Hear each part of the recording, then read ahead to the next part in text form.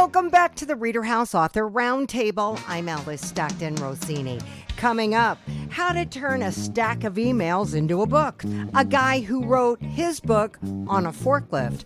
Writers debate the virtues of AI and prompts. One man's escape from Budapest during an uprising against the Soviets. And a book to help kids deal with unimaginable loss. But first, Pamela Rasa is a building sub in Massachusetts, so every day she's with a different class of pre-K to second grade students. It works out for her in terms of getting the word out about her children's book entitled, When I Grow Up, I Could Be a Scientist, the first book in the Something to Think About series. How you doing, Pamela? You said you started writing your autobiography, but you wound up writing a children's book instead. How did that happen? I really found that so complicated because as soon as you go down the road of when I was a child, I can talk about where I lived or what my dysfunctional family was like. And then I wouldn't know how to get back. So I kept getting lost. I said, okay, so I'm not going to do that. And then I had this book in my head for quite a while. I want to do a series about careers for these little kids to think about. And mainly I was hoping to do unusual careers like welding. There's so many really, really interesting welders out there, and some of them are very young. It's really fascinating to see what they can do. It's not just, can you fix my gate or can you make a hinge, that kind of thing. But my degree is in environmental science.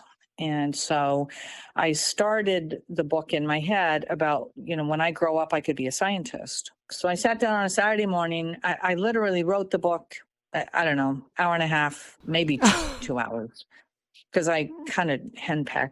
What do you say in the book? Well, I talk about the different options that there are if you want to become a scientist, and why would you want to become a scientist? And it's geared towards younger children. So the main character is a fox. He's just a fox, and he's got a white lab coat on. And he kind of pops up in the pictures here and there. His little head pops out of a bush, or he's watching somebody while there's a tornado outside, and the scientists are predicting this weather and whatnot, and the family's down in the basement, and the fox is down there with his big yellow hat on, like like an old fisherman would wear, and he's keeping an eye on them. There's different scientists in lab coats. There's also some that are just in general clothing. They're out surveying plant growth, and they're studying the fertilizers, and you learn about nutrients and microscopes and fertilizers and compost and stuff like that. So I tried to cover a lot of different subject matters that the scientist might study, because it's not just going into a lab and trying to cure cancer, as great as that is. There's scientists that cover many, many aspects of what we do in order for us to live safe, healthy lives. So, maybe they want to study nutrients, how our food is. Maybe they are raised in a family where they talk a lot about healthy food and, junk food or something like that. Or maybe they live on a farm. There's it's addressing farmers and what do they do? How do they make their crops grow better? And pollinators, I cover that so that we're aware of the damage that we can do to our pollinators and how necessary they are. Okay. Illnesses, talk about germs, and if you get really, really sick, you might have to go to see a doctor or go to the hospital.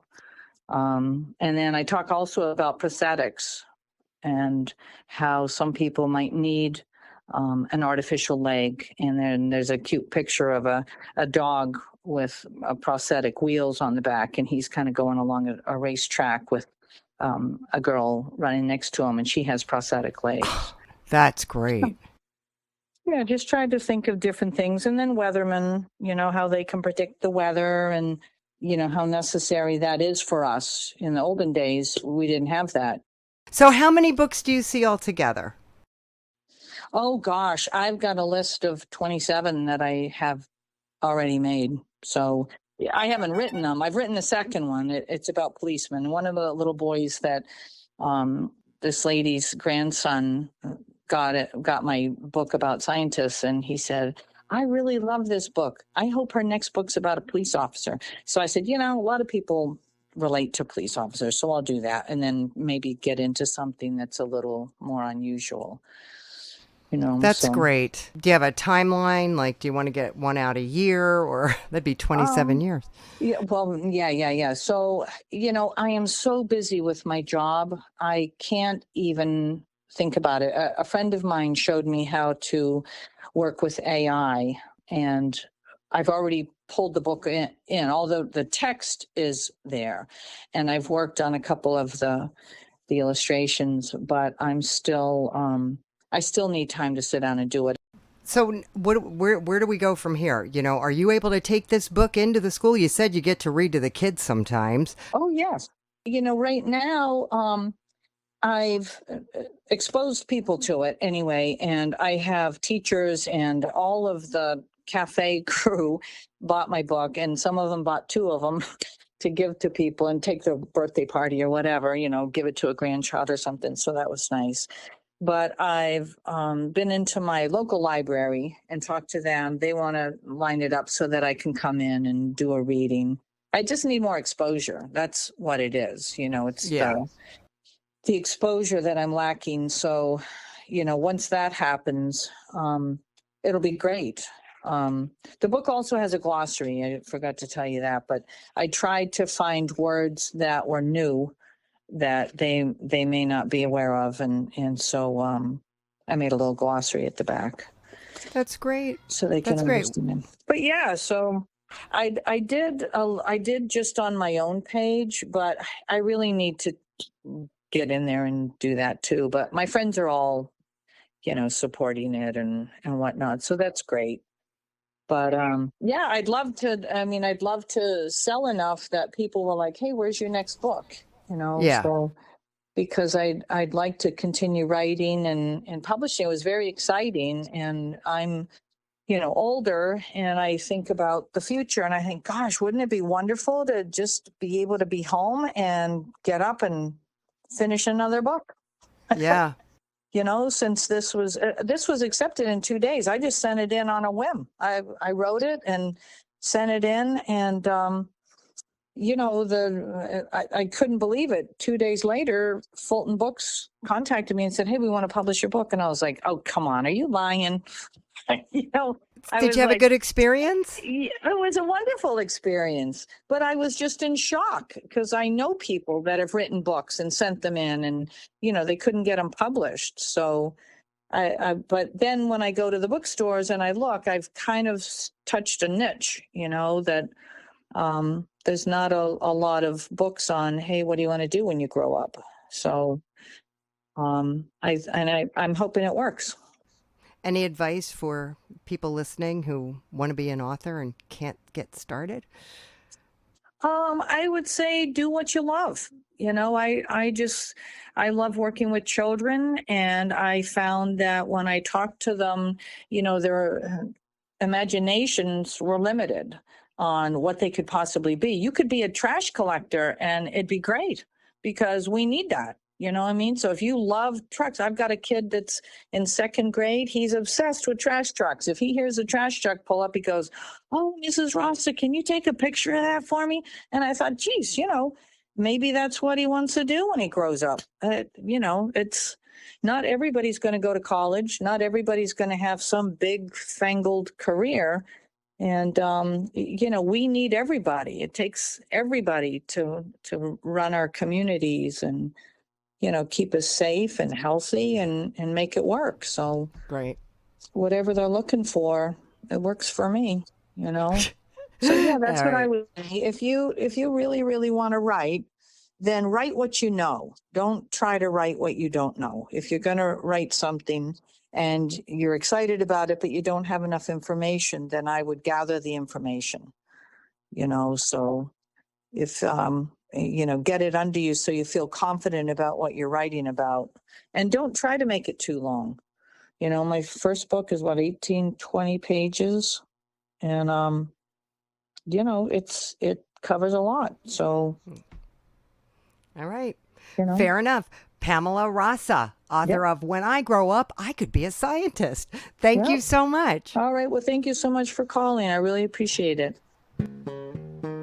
Jack Tieman is a retired forklift driver who loves to play pool, and he had a story bouncing around in his head for a couple of years about a pool hustler who gets caught up with a serial killer. Now it's a book entitled Six Pockets and a Shot at Jack. So, you wrote some of the book on a forklift?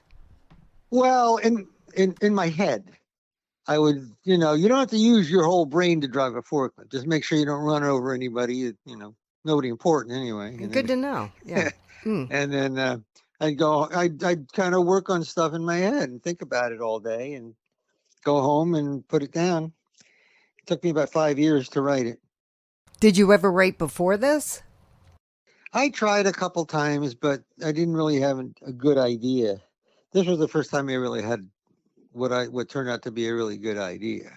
Are you a pool hustler? I play pool almost every day. I am not a great player. I like to play, but if you play enough, you'll make great shots. Once in a while, it'll make your whole week when you make a great shot. So it's just for fun. But I like stories like the movie The Hustler. Yeah. The Color of Money and Pool Hall Junkies. That was another movie. And they're all about guys that are hustlers. And I thought about that. I always wanted to write a story about a pool hustler. It was like some guy like me. And how could I make my guy different than these other ones? I thought, what if it was a woman? How that would change everything. Guys not taking her seriously and guys hitting on her. What if she beats a guy in a money match and you don't want to pay? What's she going to do? Beat the guy up? Well, this girl is kind of crazy enough. She might try to. She's very tough. We're talking about Red. She's only 22 years old and she's a pool hustler already? Yeah. The backstory is her dad taught her how to play pool. And she grew up in Bakersfield, up in farm country in California. And her name is Robin Banks. And her mother and father were bank robbers. I thought that was a cute little trick to put in there. And so she's telling this story then to this guy that becomes her boyfriend, this guy Sal. And she explains when she was 2, they robbed a bank, the third bank they tried to rob. The first 2 were before she was born. And then her mom got shot and killed by a security guard at the bank. And her dad went to prison for 6 years. And she had to live with her grandparents. And then when her dad got out, he had a car repair garage. And when she was 14, she started working there and fixing cars. Wow. And so she drives around in a 67 GTO. She grew up around guys, and she's just kind of a tough girl. And her dad dies right before the start of this story. This is in 1987, this all is set. Her dad started teaching her to play pool when she's 8.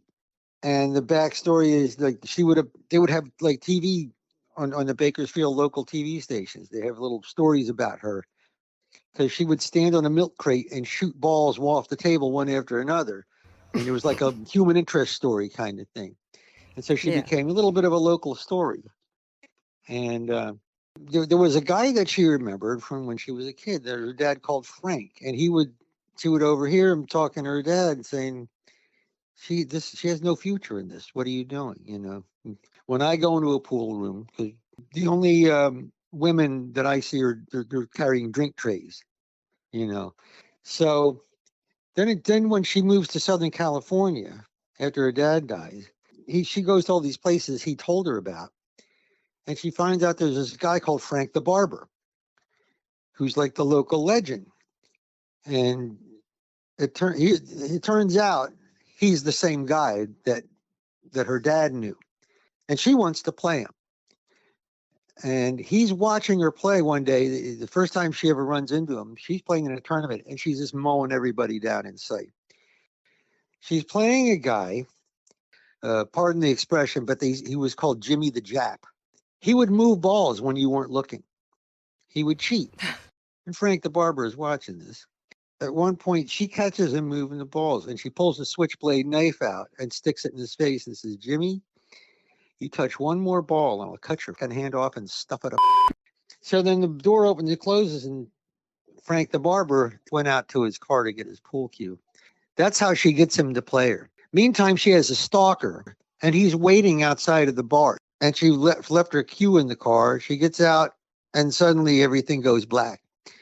So this guy, Warren Cashman, and he works for the DMV, and he stalks women. He'll run their plates. This girl, he saw red at a stoplight one time, and like he kind of fixates on her.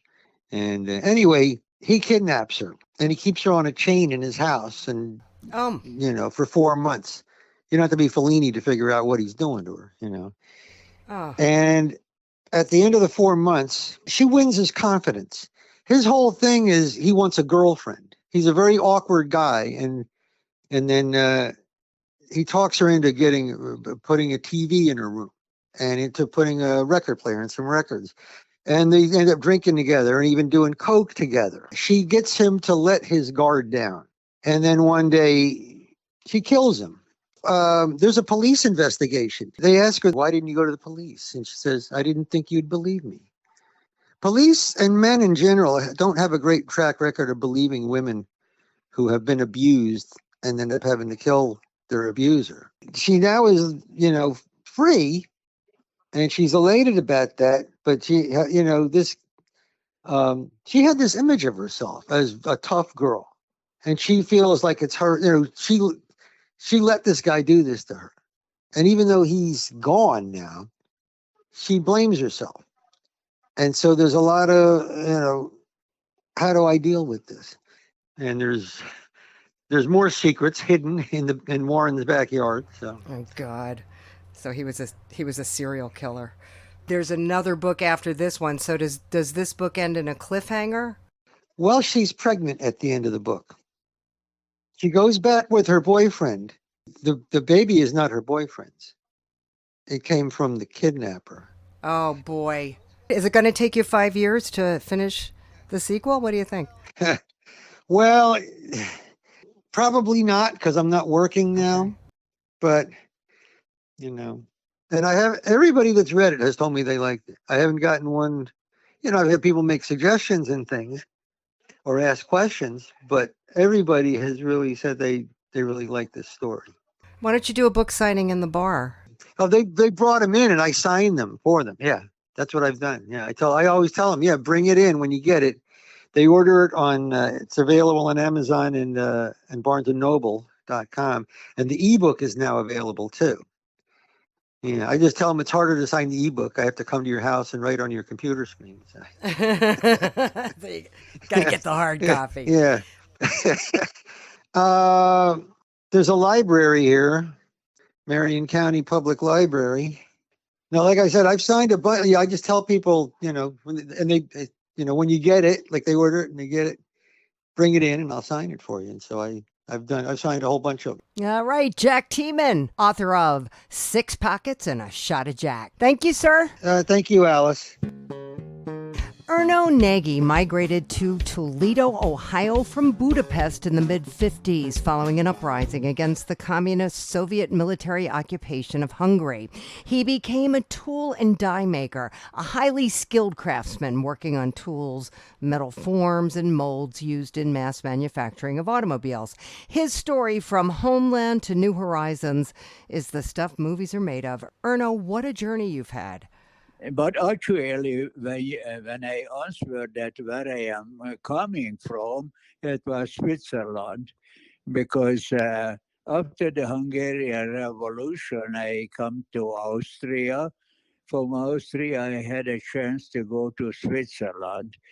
And when I discovered in Switzerland what a wonderful life they have, but I would have to wait 25 years to become Swiss, I was investigating what is my chance to come to America.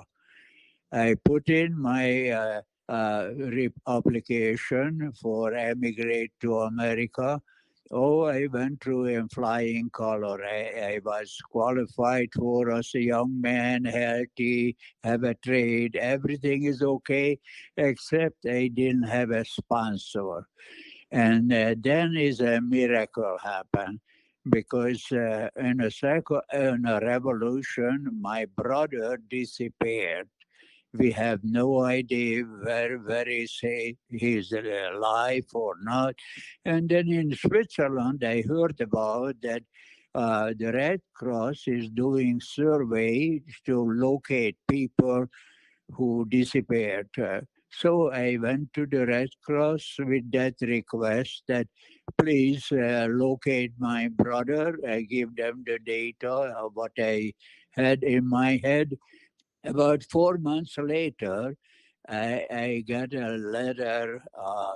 Your brother Louis Nagy in Kentucky passed away, and I don't know. I didn't felt it's possible, so I say, would you please run that search again? So they did. 3 months later, I received a letter from Scott Wood in Ohio, Toledo, Ohio. And when I opened it, it had only one little line. Hi, brother. Uh, you want to come to visit me? Oh, So you can imagine my joy of happiness. I was up to the ceiling to, by golly, now I am ready to come to America. And then my life really began for me because how I escaped from Hungary. I must have been born under lucky star. how did you escape? Oh, that was in 1956. The Hungarians is a rebellious folk, and because of all the troublemaking in Hungary, the international committees, those big honchos, decided that Hungary has to be divided. When they divided Hungary for made a chunk little country out of it, everybody get their share who was neighbor. Russian have a tiny little, Czechoslovakia had a big part, Romania have all our forest, and Hungary left what a little pride, and we even said that Csonka Magyarország is not a country. All Magyarország is heaven. Well, those things changed, and well, they had to learn the new uh, conditions, and that's why Hungary could never have peace because they never really understand that well, when you're born to be a slave, you have to be a slave.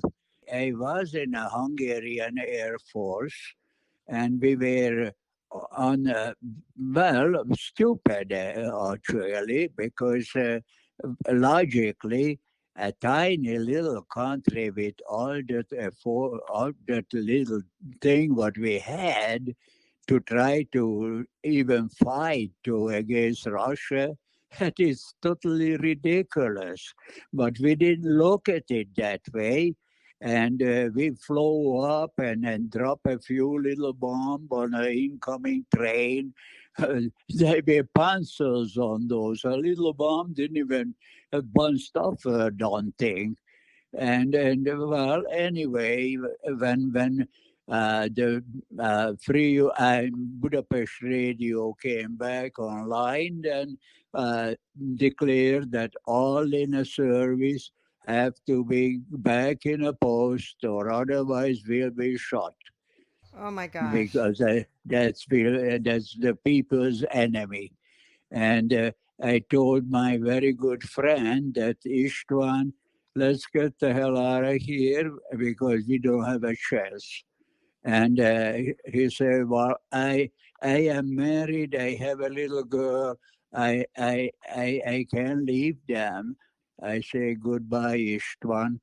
and I was in an Austrian concentration camp when Free Europe Radio supply those information that in Hungary 11 people was executed as people's enemy, get rounded up, and they were not going back in the service, so they got shot. Oh my gosh. And Parlagés one of it, and when I heard that, I was already in Austria. So you find out your brother's alive and you come to the United States. Yes. And you had a good life here. Good life is no word for it. It's heaven. Those who born here don't even know that how wonderful they have. I've served this country, and I visited my ailing sister just 3 months ago, and they were surprised that, oh, you're going back to Hungary. My sister have a big home and say, well, we have room for, why don't you just stay? And I said, no, I love America. What a story, Erno. And you've got another book, right? That's an awkward situation I got myself into. And that's will be all covered in my second book, because I just finished writing my second book, my second half of my life. After divorce, I met somebody, we traveled all over, and she is a wealthy person, and all her sons are three of them millionaires, and well, I wind up to being her chauffeur. And after that, when she wind up in a mental institute, the family asked me to be a company, a roommate for her on that location. Oh my gosh, Erno. What a life. Erno Nagy, author of From Homeland to New Horizons. Thank you. I am more than happy that you called me up. Have a wonderful day, and I appreciate your contact. Thank you very much. Kelli P. Koepke lived a beautiful life with her husband on a farm in Nebraska until the unthinkable happened. When the dust settled, Kelli decided to break down a difficult topic, particularly for children. In her book, Papa Went to Heaven. Kelli, take us from when you retired in 2019. I retired early to help my husband on the farm. My husband and I both had full-time jobs. We farmed. And the goal was always to have me retired before I was 50 so I could work the farm while he worked in town. Okay. So I retired about 3 years before he was murdered. And so life kind of has taken a few turns in the last few years. I am so sorry. Thank you. It's been a crazy journey, but God is good and brought me to this book. That's a lot of it. What happened? My husband was the manager over some grain elevators, and he went to a location to terminate an employee, and that employee went home and got a gun and came back and killed him and another woman. Oh my God. I am so sorry. Yeah, that was in 2021. So we're October of 2021, about 4.5 years ago. And how did this book come about? Well, this book is kind of the result of that, because my husband and I had 2 daughters. And when one of my daughters started having children, the first grandson that was born was Papa's pride and joy. And he was teaching this little boy all about the farm. His goal was to pass the farm on to Uriah someday. And the two of them were inseparable. There was a bond just like no other. And so when my husband was killed, little 3-year-old Araya came to me with so many questions, didn't understand. All of a sudden, Papa was just gone. And the 3-year-old doesn't understand death. And my husband was honorable, full of integrity. He was a Christian man. He was a believer. So trying to explain heaven to a 3-year-old, it didn't take long before I realized that this 3-year-old thought heaven was another town. Well, when is he coming back? Why won't he come back and see me? And so trying to explain heaven to Uriah really made me think, gosh, there's got to be a lot of other children out there who have lost parents or grandparents and maybe even siblings that don't understand heaven. And how can I give them a little glimpse of what that is and what's to come?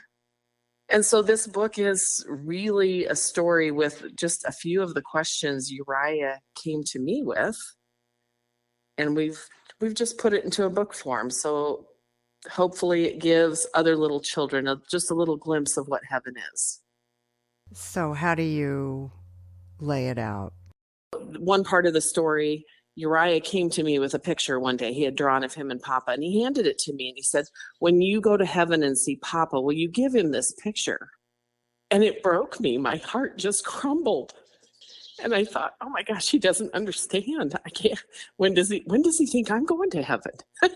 And then it was like, oh, he thinks that I'm still seeing Papa, and he wanted me to give him this picture because he thought, okay, if he sees this picture, maybe Papa will come back and see me. And so it was just a lot of having to sit down with Uriah and explain to him, and it's still an ongoing process. You know, he turns 8 this year, and so we're still having those conversations. But I wanted young readers to see that heaven is a place that they will go someday, and they will, if they're a believer, they will go there and they will see the people that have gone to heaven before them. And just like this little boy's Papa, when he gets there, Papa's going to be like, oh, I've missed you. I've been waiting for you. And I just want that to bring peace to other little children, to know that there's hope, that they'll see them again, that they're not gone forever. It's a story that starts with the bond of the Papa and the grandson, the things that they used to do, being at the farm, the things that Uriah and Papa would do, and then just the story of all of a sudden, okay, Papa is gone. He's, we didn't take that part into it because there's so many different scenarios that kids can go through, but all of a sudden Papa was gone one day. And, well, gosh, when's he going to come back? And gosh, just looking at all of the things that little kids will think about their Papa, or their, gosh, I'm dressed like him. Gosh, where's Papa would love it that I'm wearing a suit coat and tie just like him. And I've got my boots on, and gosh, I wish Papa could see me. And just realizing that, okay, now Grandma's here, and Grandma is telling me that, someday I'll see him again, but it's not going to be now. But there is hope to see Papa again. Have you taken this book out and read it to other children? I've read it to my grandchildren. We've gone through it multiple times.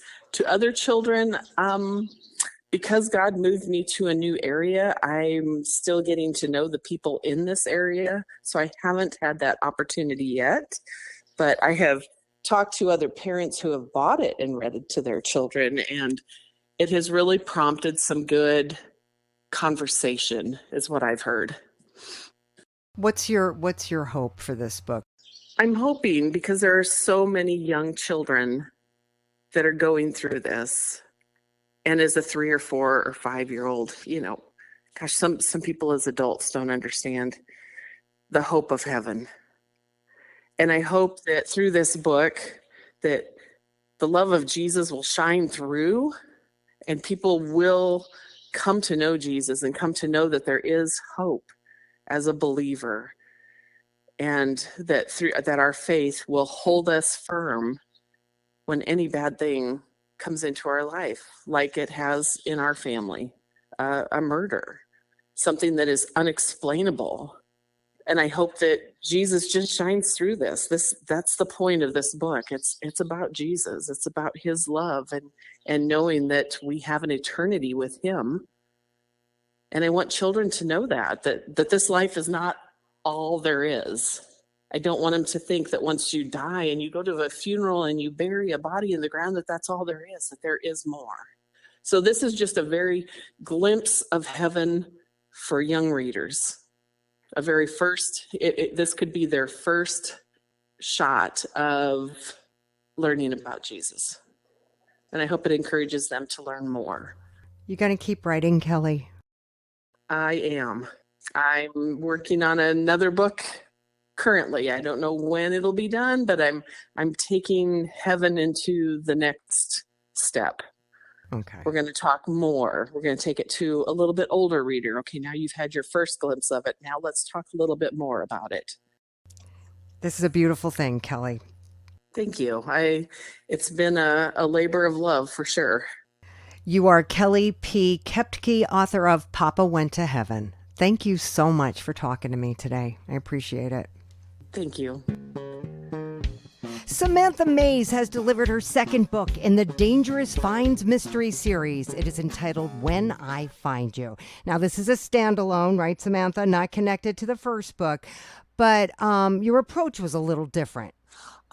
This came from a writing prompt, which I know some people are like, should I use a writing prompt? Should I just go for it? I'm actually really glad that I used this because the writing prompt was just simply walk about writing through the mist. And this is what came out of that inspiration. Now, for those of you who may not know, there's all kinds of websites and communities online that offer writing prompts, and not everybody's on board with the idea, right? I know Stephen King, he's kind of against it, but writing prompts did help for the first 2 books in my series. And it kind of helps get the juices flowing. Yes. It's not like it writes the book for you. Oh, God, no. No. Tell me the story. Yes. So this is an abduction mystery where men are the primary targets. Eric Morris and Rebecca McManus are hiking in Tillamook, Oregon, when he vanishes. After Rebecca alerts the authorities, she discovers that police officer Evelyn Richardson's brother was actually the first victim. They, alongside Evelyn's partner Gabriel Nolans and the girlfriend of another victim, must work together to uncover the truth. But it is about William's abduction, William Richardson, and then we head into Rebecca and Eric, who have no idea that these abductions have been happening for the past 8 years. Nobody connected the dots until now. You open up with, have you ever heard the phrase, hell hath no fury like a woman scorned? Oh, yes, that is actually part of the mystery, where we find out that maybe one of these, male victims might not actually be a victim, but might have influenced these whole kidnappings and abductions. So the question is, who was taking all these men and why? Do we find out at the end, or does this go on? We do find out at the end. Anything interesting about the investigation? Is there something that's going on that keeps throwing them off? Yes, there is. It is, well, that would be a big spoiler, but someone who is connected with the abductions is not someone you would immediately think, oh, they're connected. So because of this, they keep looking in the wrong direction. Now, this is your second book in the series. How did you make out with your first book in terms of getting the word out? Oh, yeah. Social media. So my Instagram and Threads handle are writer_Samantha Maise, Maise spelled Maise. I did a book signing at a local bookshop. Thanks, James Beaverton's. So you're basically using social media? Yes. So basically go to Canva and I'll write down a quote that comes from the book that I think people will find interesting or compelling. Okay. Do you talk about your characters and their backgrounds, where they came from? Yes. Do you find that helpful? Yes. I do love these characters, so I hope people also love them as well. How are you feeling about this whole process? Yeah, it's been a process because I was a never series girl. I was never going to write a series. So I actually wrote When I Find You back in 2017. And then I wrote Deadly Love like at the start of the pandemic. And it wasn't until I got to a part where I was like, wait a minute, maybe I could combine these into a series. And uh, now here we are. And that is kind of insane to me that I have so much of this stuff up in my head. It sounds like the more you write, the more ideas you get. Yes. It's almost like you're on a train now that you can't get off of. No. Any advice for writers out there listening to the ReaderHouse Author Roundtable podcast going, geez, I want to get started and I don't know how? Oh, yeah, of course. So don't be afraid of the first draft. It's supposed to be messy. You can connect all the dots later. And just because you haven't experienced what you are writing doesn't mean you can't write it and do well. Don't let anyone gatekeep you from what you want to write. Okay. How many books do you think you have in you in this series? Depending on how long the last book is going to be, it's either going to be 8 or 9. Okay, when's the next one coming out? I need to do a last edit and see if I can find any critique partners to help me through the process. Again, follow me on social media, readers, if you want to know more information. You get people to critique you? I actually did have a critique partner for When I Find You, and it did really help the process because this is like the 7th draft I've written of the book, and I felt like everything like kind of fell into place with it. So how did that work? An old English professor from college reached out to me, so he wanted to know if I could help somebody out who kind of wants to be in that critique part of the business. So we emailed back and forth, and she gave me all her notes once she finished writing. So did you give her the whole book at once and then she critiqued you? Yes. She gave like individual notes on the lines. And then you went back and rewrote it again? Yes. I think that's very valuable. And I don't think many people do that. Yeah, I didn't for my first 2 books, but now that I know that that's there, it's kind of like, yeah, I really want to do that in the future. You want to have that feedback. Yeah. Okay. You've published 3 books in all? Yes. Saved by Titanic, which was a standalone historical fiction romance novel. Deadly Love, book 1 in the Deadly Find series, and now When I Find You. Okay. Samantha Maise, author of When I Find You. Thanks so much for talking to me. Thanks, Alice. It's been great. A construction coordinator in the motion picture industry before he retired, C. Oliver Stewart got a lot of interesting emails over the years. So interesting, and in some cases so humorous, he put them all together for a book. It is entitled Random Thoughts. Now, what made you do this now? I ran out of things to do. You got bored. I got bored and I needed something to do, and I've got sciatica and I can't do as much as I used to do, but yeah, and I just decided, well, why don't I put all these emails together and things I've done in the past and everything and make a book out of it. So I decided, well, I'll give it a shot. Okay, so any of these emails stand out? Oh, a guy's yelling at his wife and he says, Helen, you're going to have to learn to accept your mistakes. So she gave him a hug. Nice. What else you got? Well, there was a farmer who had 4 daughters. One night he heard a knock at the door and found a young man standing there. The young man said, my name's Freddie. I've come to pick up Betty. We're going out for spaghetti. I hope she's ready. The farmer thought that was cute, so he let him go out. Pretty soon, another knock at the door. Another young man was there. He said, "My name is Vance. I've come to pick up Nance, and we're going to a dance. Is she ready by chance?" Again, the farmer thought that was cute and let him go. Soon after that, there was another knock on the door, and a young man was standing there, and he said, "My name is Mo. I'm here for Flo. We're going to the show. Is she ready to go?" Again, the farmer was amused and let them go. Once again, there was a knock at the door, and a young man was standing there, and he began, "My name is Chuck," and the farmer shot him. Okay. What else you got for me?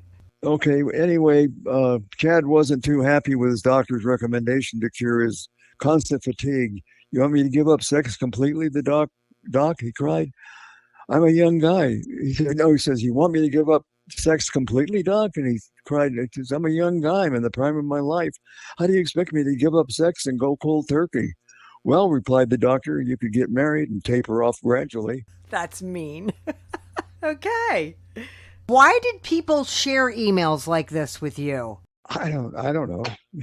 It's been over, 50 years I've been collecting this stuff. What did you do? Just print out the emails that you liked and kept them? Yeah, I did. Well, I saved all of them, and I went through them and printed the ones I thought were funniest. Okay. Give me another one. Okay, here we go. Little Nancy was in the garden filling in a hole, and her neighbor peered over the fence. Interested in what the cheeky face youngster was up to, he politely asked, "What are you doing there, Nancy?" "My goldfish died," replied Nancy tearfully without looking up, "and I've just buried him." The neighbor was very concerned.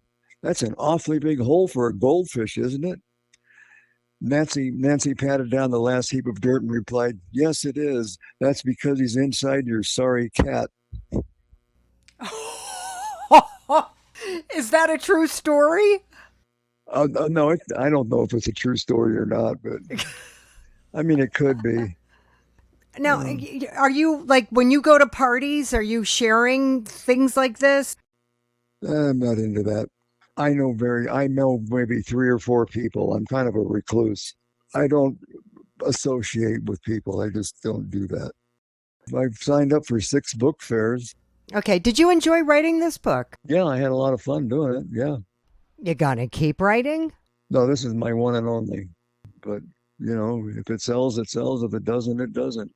I've got plenty of money to last me the rest of my life. It doesn't matter. So. All right. Well, thanks for talking to me today, C. Oliver Stewart, author of Random Thoughts. Okay. We hope you enjoyed this edition of the ReaderHouse Author Roundtable, where authors from all walks of life come together to discuss the trials, tribulations, and triumphs of publishing their books. I'm Alice Stockton Rossini. We hope to see you back here every Saturday night at 8 o'clock, or listen to our podcast anytime on Spotify, Apple Podcasts, Stitcher, TuneIn, and PodServe, just to name a few. The Author Roundtable is sponsored by ReaderHouse Online Bookstore, where independent new authors come first.